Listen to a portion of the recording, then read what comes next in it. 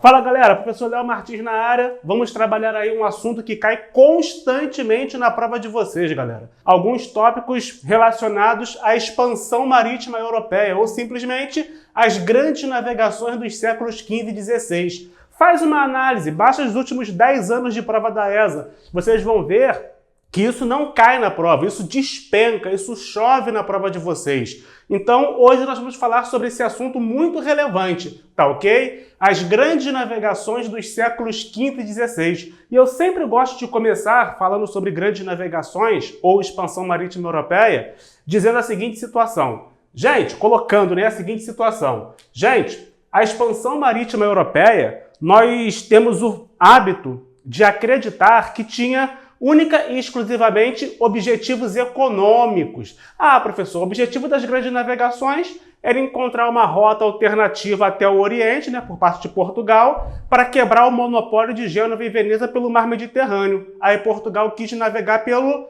Oceano Atlântico para conquistar esse grande feito. Gente, beleza. Nós sabemos que a expansão marítima europeia possuía objetivos econômicos, sim. Só que as questões podem induzir vocês ao erro. Como, por exemplo, dizendo que as grandes navegações tinham objetivos exclusivamente econômicos. Não. É só pensar nas grandes navegações como um projeto amplo, um grande investimento que tinha objetivos, no plural.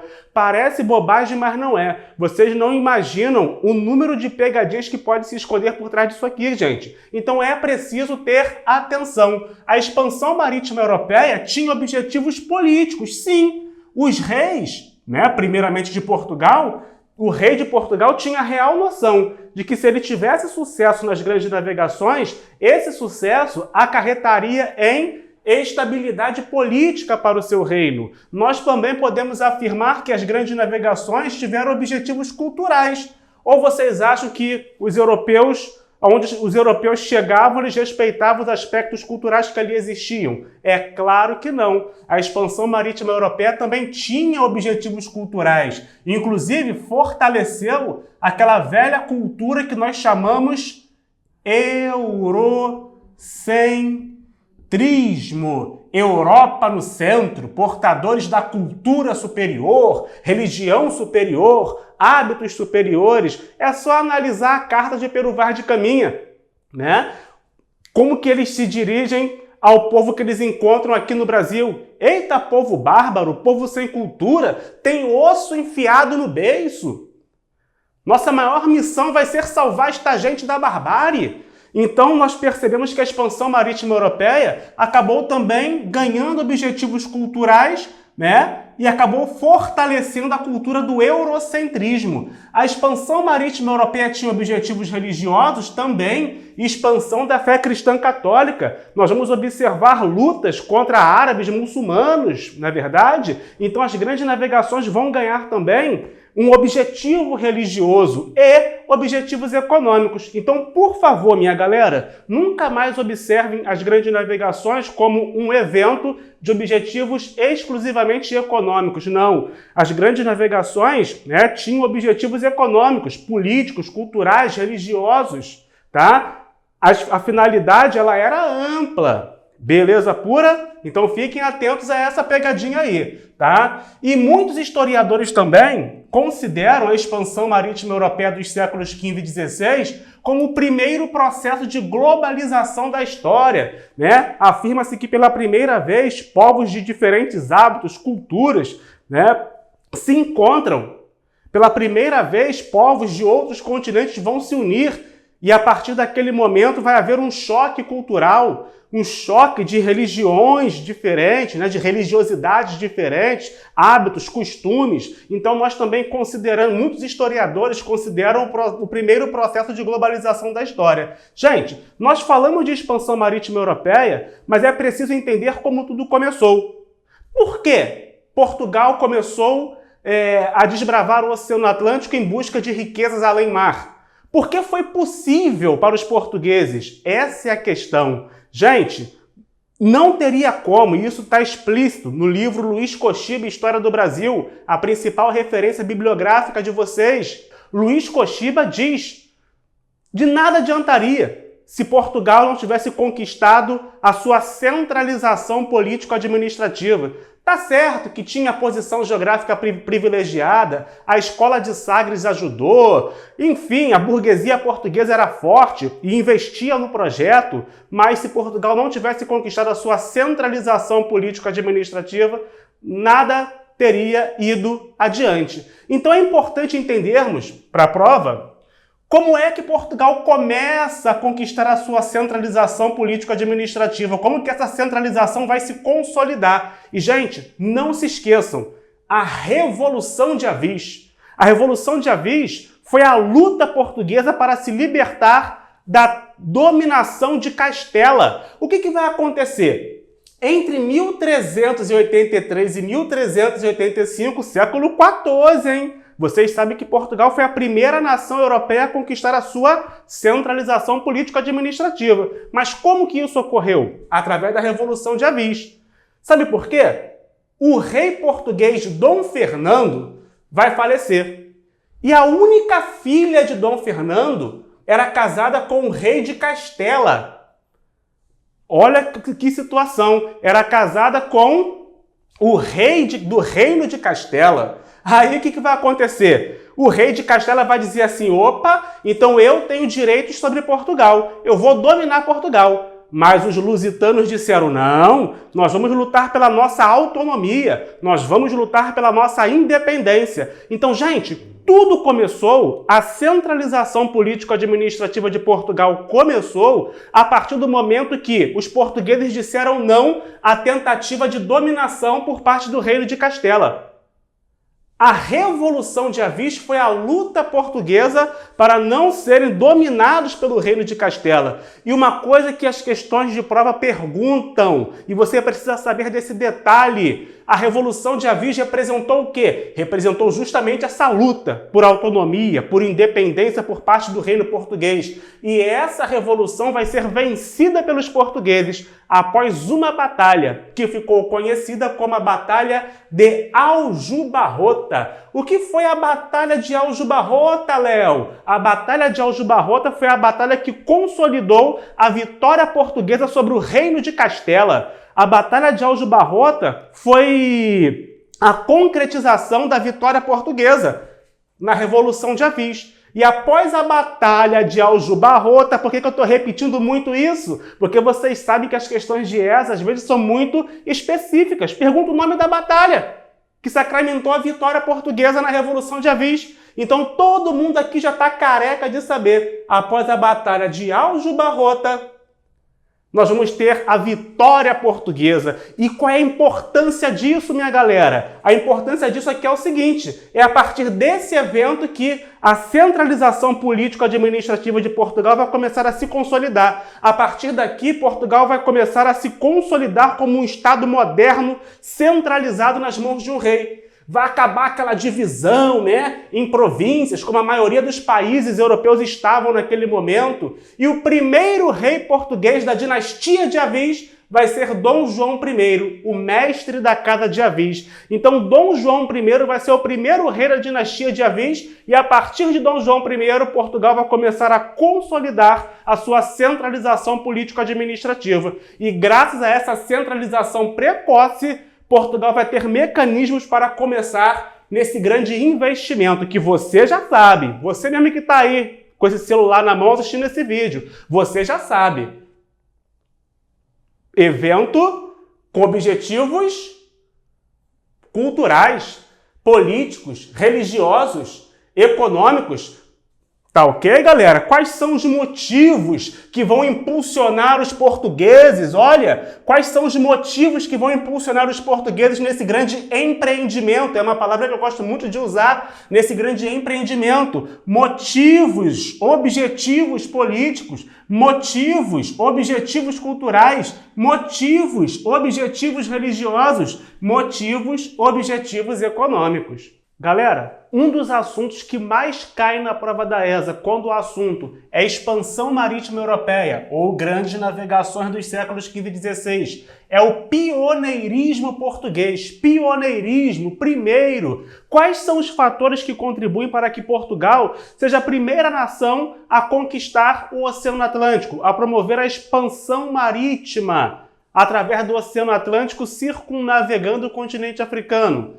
Galera, nós já sabemos que nada adiantaria outros aspectos, outras situações, se não fosse a precoce centralização político-administrativa. Acabamos de ver a Revolução de Avis. Através da Revolução de Avis, Portugal se torna a primeira nação centralizada politicamente. E isso é muito importante. É, sem sombra de dúvidas, o fator mais importante que vai contribuir para o sucesso português, para o pioneirismo português nas grandes navegações. As provas da ESA gostam de perguntar. São fatores que contribuíram para o pioneirismo português na época da expansão marítima europeia ou grandes navegações.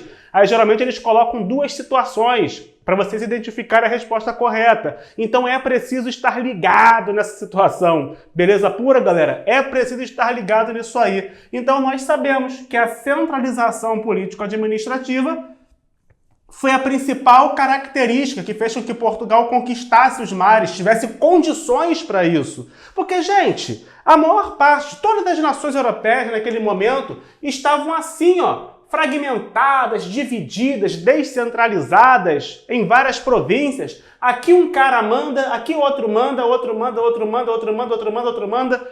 Imaginem vocês, uma casa que todo mundo manda, todo mundo dá ordem.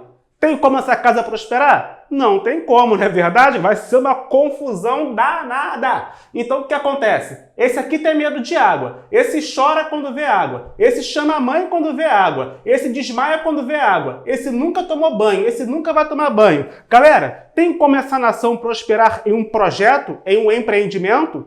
Por isso é importante a centralização, o Estado estar debaixo da administração de um monarca, de um rei. Esse rei tem a real noção que só vai prosperar com o seu reino se ele investir no projeto, se ele investir nas grandes navegações para buscar as riquezas necessárias além mar. Só assim o reino vai prosperar. Então a centralização político-administrativa era fundamental.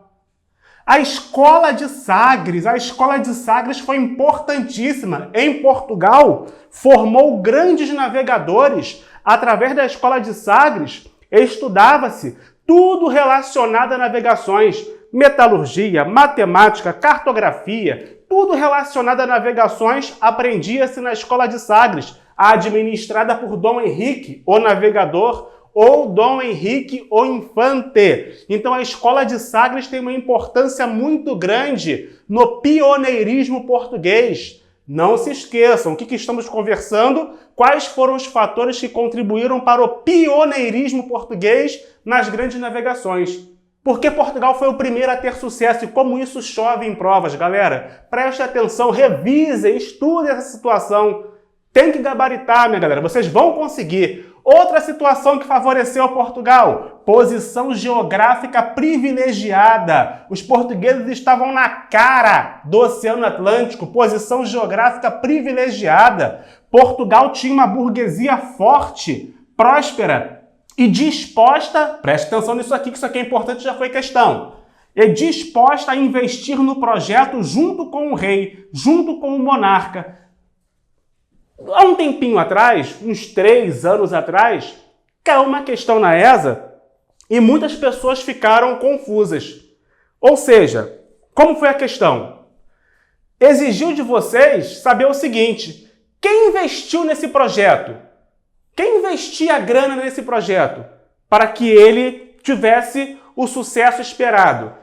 Aí, muitos se confundiram, dizendo que o projeto teve sucesso em Portugal graças a uma parceria. A parceria rei, ou Estado, né? Mais igreja. A igreja investe dinheiro no projeto? Não! A parceria entre rei e igreja não foi determinante para o sucesso das grandes navegações em Portugal. A parceria que fez com que o projeto prosperasse em Portugal foi a parceria rei mais burguesia. Em Portugal tínhamos uma quantidade de comerciantes prósperos muito grande e eles estavam dispostos a investir no projeto junto com o rei. Opa! Qual foi a palavra que eu disse? Investimento. Quando você faz um investimento, você espera o quê? Muito obrigado? Claro que não. Você espera um retorno. É um retorno que você espera. E a classe burguesa investia junto com o rei no projeto das grandes navegações, não é porque ela era boazinha, não, porque ela achava o rei bonitão, não. Não, porque eles queriam um retorno. E isso aqui cai em prova. O que os reis esperavam quando investiam junto com o rei no projeto das grandes navegações? Os reis estavam em busca, sabe de quê? Quando davam dinheiro para o rei investir nas navegações? Tá aqui, Vossa Majestade, dinheiro, investe no projeto. Sabe o que os reis queriam em troca? A burguesia, perdão, queria em troca? Eles queriam monopólios comerciais. Às vezes eles diziam assim, não, Vossa Majestade, eu não quero um monopólio comercial naquela terra que nós acabamos de descobrir, não. Me dá aí um pedacinho de terras além-mar, tá tudo certo. Então a burguesia investia no projeto das grandes navegações, mas queria algo em troca. E o rei buscava o quê? Aquilo que acabamos de conversar. O rei buscava estabilidade política para o seu reino, o rei buscava prosperidade para o seu reino. Na verdade, o rei investia no projeto das grandes navegações porque sabia que era necessário. Não é isso? Então tem essa questão aí da burguesia forte que existia em Portugal e que investia junto com o rei no projeto. E outra, paz interna. Era um momento em que Portugal não tinha problemas. Total estabilidade. As nações que poderiam ser concorrentes de Portugal enfrentavam algum tipo de problema. Inglaterra e França estavam na Guerra de 100 anos. A Espanha ainda estava dominada pelos árabes, estava naquele processo de reconquista do seu território contra os árabes. Portugal conseguiu expulsar os árabes do seu território primeiro. A região ali da Península Ibérica, Portugal e Espanha, estava tomada por árabes muçulmanos. Portugal conseguiu expulsar primeiro do que a Espanha. E a Espanha ainda estava na guerra de reconquista contra os árabes. Não é verdade? E Portugal não tinha problemas nesse momento, paz interna. Espanha, dominada ainda na guerra de reconquista do seu território. Inglaterra e França, problemas, guerras. Né? Outras nações, assim, fragmentadas, divididas em províncias. Então, Portugal tinha uma estabilidade naquele momento. Então, esses são os fatores que contribuíram para o pioneirismo português nas grandes navegações. E com esses fatores aqui, com todos esses fatores jogando a favor de Portugal, eles começam a explorar o Oceano Atlântico. Por que eles começam a explorar o Oceano Atlântico? Qual era o objetivo principal? Olha o que eu estou dizendo, o objetivo principal das grandes navegações: encontrar uma rota marítimo-comercial alternativa até o Oriente, acesso às especiarias. Nós sabemos que as cidades portuárias italianas de Gênova e Veneza possuíam o monopólio do comércio de especiarias. Pelo mar Mediterrâneo, apenas os italianos tinham acesso às especiarias orientais e, por isso, vendiam por preços altíssimos no mercado europeu. Então, os países europeus queriam se libertar do monopólio italiano, das cidades de Gênova e Veneza. Elas tinham contato com os turcos ali no mar Mediterrâneo e traziam as especiarias para a Europa. Portugal precisa investir nas grandes navegações, por quê? Para ter o seu próprio caminho para o Oriente. Por isso começam a explorar, desbravar o Oceano Atlântico. O objetivo principal é uma rota alternativa para o Oriente. E como que Portugal vai buscar essa rota? Circunnavegando o continente africano, com o objetivo de chegar até o Oriente. Tá ok? Até a Ásia para ter acesso às especiarias. Porém, não era apenas as especiarias. Outra pegadinha que muita gente ainda escorrega. Quando eu crio as minhas questões, muita gente ainda escorrega nisso.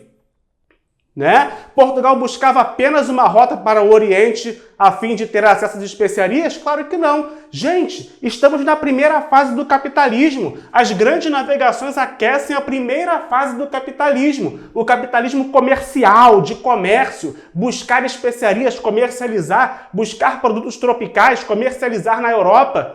Para você fazer comércio, tem que ter o quê? Dinheiro. Comércio sem dinheiro tem como acontecer? Não tem como acontecer comércio sem dinheiro de jeito nenhum. Então é necessário investir nas grandes navegações para que, além mar, se encontrem metais preciosos, ouro e prata para a cunhagem de moedas. É preciso investir nas grandes navegações para encontrar produtos tropicais, produtos agrícolas, para comercializar na Europa. Está vendo a importância de se navegar? Se o rei não investisse junto com quem? Igreja ou burguesia? Burguesia. Se o rei não investisse no projeto das navegações, ia ficar parado no tempo. Precisava buscar coisas, riquezas além mar, novos territórios, terras férteis para cultivar, plantar, vender na Europa. Está vendo a importância desse projeto, desse empreendimento?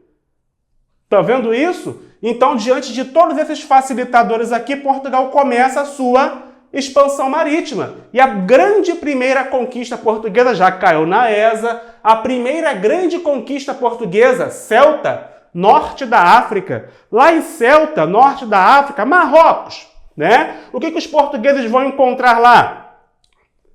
Ouro, marfim, escravos. Ou seja, vai ser uma conquista muito valorosa. Essa primeira grande conquista portuguesa foi em 1415, início do século XV. Olha lá, em 1415, primeira grande conquista portuguesa em Ceuta, na África. Uma conquista muito lucrativa, mas pode parar por aí? Claro que não, porque o objetivo principal é chegar lá no lado oriental do mapa, para ter acesso às especiarias e quebrar o monopólio de Gênova e Veneza.